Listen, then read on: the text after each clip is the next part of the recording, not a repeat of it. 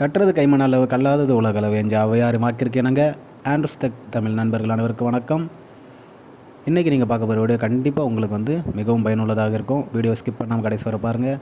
அதுக்கு முன்னாடி நம்ம சேனலை சப்ஸ்கிரைப் பண்ணாமல் சப்ஸ்கிரைப் பண்ணி வச்சுக்கோங்க. கூட பக்கத்தில் இருக்க பெல் ஐக்கனை கிளிக் பண்ணி வச்சுக்கோங்க.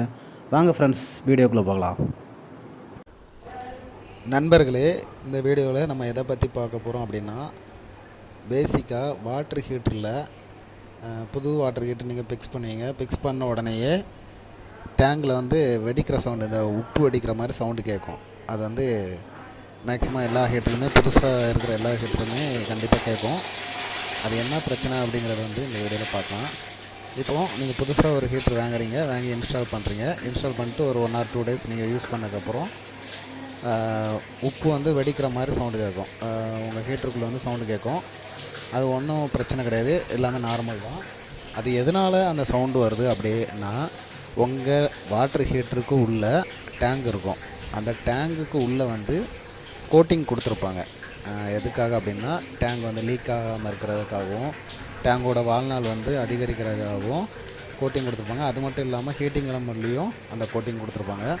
ஸோ நீங்கள் ஹீட்டர் ஆன் பண்ணும்போது புதுசாக உங்களோட நார்மல் வாட்ரு, அதாவது கோல்டு வாட்ரு உள்ளே போகும்போது அதில் இருக்கிற ஹார்ட்னஸை பொறுத்து அந்த ஹீட்டிங் எலமெண்ட் சூடாக ஆரம்பிக்கும்போது அதில் பட்டு வெடிக்கும். ஸோ அதில் உங்கள் வாட்டரில் சால்ட் இருக்குது. அந்த சால்ட்டு தான் வெடிக்கிற சவுண்டு. ஸோ யாருமே பயப்பட வேண்டாம், இது நார்மல் தான்.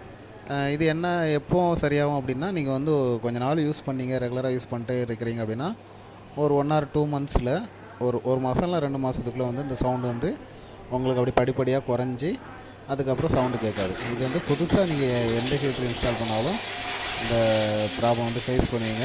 இதுக்கு யாரும் பயப்பட வேண்டாம். மற்றபடி வேறு ஏதாவது ப்ராப்ளம் அப்படி இருந்து அப்படின்னா நீங்கள் உங்களோட சர்வீஸ் அசிஸ்டன்ஸை கால் பண்ணி அவங்கக்கிட்ட டீட்டெயில்ஸ் கேட்டுக்கலாம். ஹீட்டர்லேருந்து சவுண்டு வருது அப்படின்னா வேறு எதுவுமே ப்ராப்ளம் கிடையாது. புது ஹீட்டரில் தான் மேக்ஸிமம் இந்த ப்ராப்ளம் வரும். அது இல்லாமல் நீங்கள் எப்போச்சும் ஹீட்டிங் எலமெண்ட் மட்டும் சேஞ்ச் பண்ணுறீங்க அப்படின்னாலும், புது ஹீட்டிங் எலமெண்ட் அப்படிங்கிறனாலையும் சவுண்டு வரும். எப்போ டேங்க் க்ளீன் பண்ணுறீங்க, டேங்கில் இருக்கிற அந்த சால்ட்டெல்லாம் எடுத்துகிட்டு புது ஹீட்டிங் எலமெண்ட் போடும்போதும் இந்த ப்ராப்ளம் வரும். ஸோ யாரும் பயப்பட வேண்டாம். அவ்வளோதாங்க. இது நார்மலாக புது ஹீட்டரில் வர்ற ப்ராப்ளம் தான். ஸோ இந்த வீடியோ கண்டிப்பாக பிடிச்சிருக்குன்னு நினைக்கிறேன். ஒரு லைக் பண்ணுங்கள், உங்களோட ஃப்ரெண்ட்ஸுக்கும் ஷேர் பண்ணிவிடுங்க. பாய் ஃப்ரெண்ட்ஸ், நெக்ஸ்ட் ஒரு நல்ல வீடியோவில் சந்திக்கலாம்.